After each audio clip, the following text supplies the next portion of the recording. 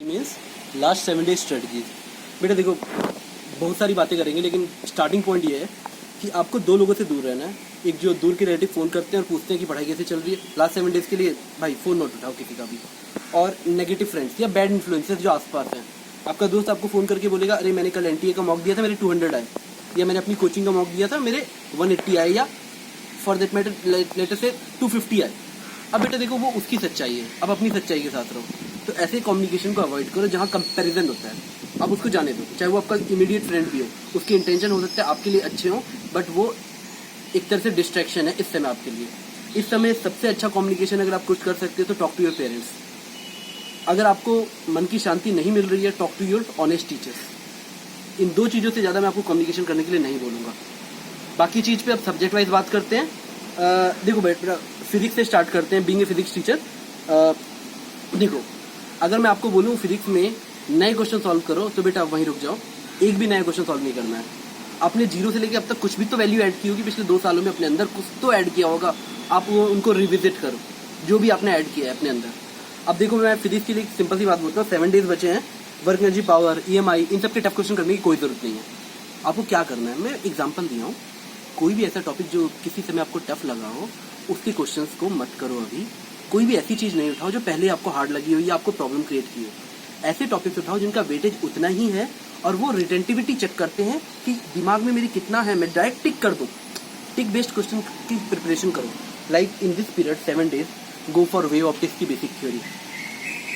आप पढ़ो, जाके सेमीकंडक्टर पढ़ो, आप मॉडर्न फिजिक्स पढ़ो, कम्युनिकेशन पढ़ो, EM वेव्स पढ़ो, जिसके क्वेश्चन आप पढ़ के तुरंत टिक कर सकते हो।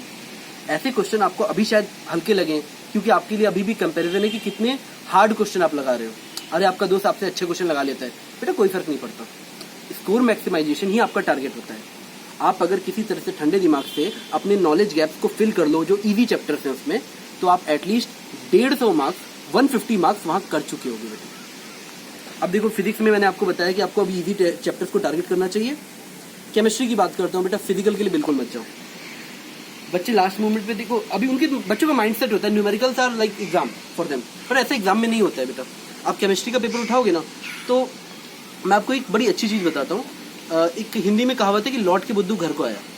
अब जरा ना केमिस्ट्री का पिछले 10 साल का एनालिसिस देखोगे ना, तो बच्चा आखिरी में ना NCERT ही पढ़ता है।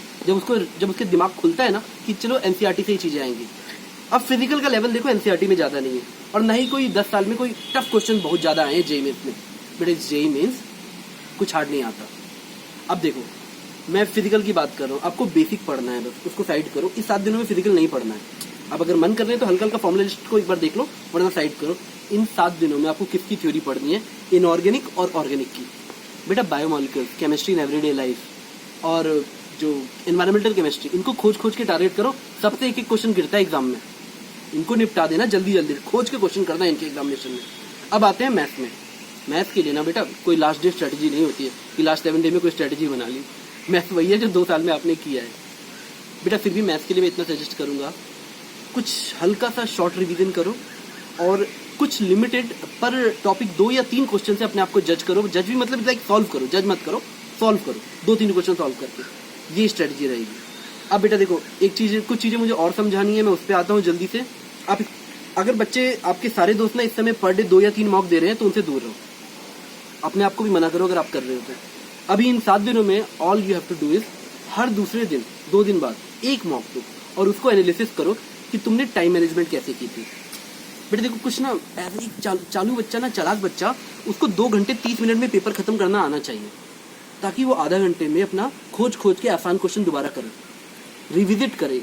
बेटा देखो, अब 2.5 घंटे में पेपर खत्म करना है ना, तो जब ये जो मॉक्स दोगे ना इन बिटवीन, तो पेपर के बीच में नहीं, पर after the paper you analyse कि आप किस तरह से टाइम अलॉट किए थे फिजिक्स को, केमिस्ट्री को, मैथ को। अपना एक यूनिक थ्योरम निकालो जिससे तुम स्कोर मैक्सिमाइज कर सको। तुम्हारे लिए हो सकता है कि शायद इनऑर्गेनिक से स्टार्ट करने पे ज़्यादा इजी पड़ता हो, पर बेटा एक सिंपल सी बात बता रहा हूँ, हर बच्चे की खुद की स्ट्रेटजी होती है। फिर भी जो बच्चा टिक करने वाले क्वेश्चन से स्टार्ट करता है उसके हमेशा स्कोर ज़्यादा आता है। I will suggest go with chemistry, go with that physics section जो आपको टिक करने वाला लगता है, और बड़ी सटल वे में पहले 1.5 घंटे में पेशेंस बनाए रखना। अपने आप को जज करने बैठे ना कि बेटा मेरी तो स्टार्टिंग खराब हुई है। बेटा पेपर ऐसा हो सकता है ना कि 75 में से पहले 5 क्वेश्चन टफ थे, बाकी 70 इजी थे। तो आप किसी तरह से 3 घंटों में अपना टारगेट पहले 1.5 घंटे में ऐसे रखना कि सारे इजी क्वेश्चन पिक कर लो। जब 1.5 या 2 घंटे लेके तुम पहले इजी और एवरेज कर चुके हो, तब आखिरी में बेटा फाइट मारना। अब बेटा मैं तुमको एक मैसेज देता हूँ ना, थोड़ा स्ट्रांग रहो, नेगेटिव रूमर से बचो। एग्जाम होगा नहीं होगा, न्यूज़ चैनल भाड़ में जाने दो उनको। They are the worst thing that is right now happening with the country. आप अपना फोकस सिर्फ पॉजिटिव चीज़ों पे रखो। आपका काम नहीं है बेटा वो सब देखना, न्यूज़ चैनल। आपका काम है इस समय पढ़ाई करना और ऑप्टिमिस्टिक रहना कि एग्ज़ाम में दूंगा और मेरे को स्कोर मैक्सिमाइज करना है। बेटा मैं एक छोटी सी बात करता हूँ। बेटा हम लोग कभी भी कुछ, मैं स्पोर्ट्स से आप एनालॉजी हमेशा निकाल सकते हो। कुछ प्लेयर्स का नाम हमेशा बोला जाता है, महेंद्र सिंह धोनी, सचिन तेंदुलकर, फेडरर।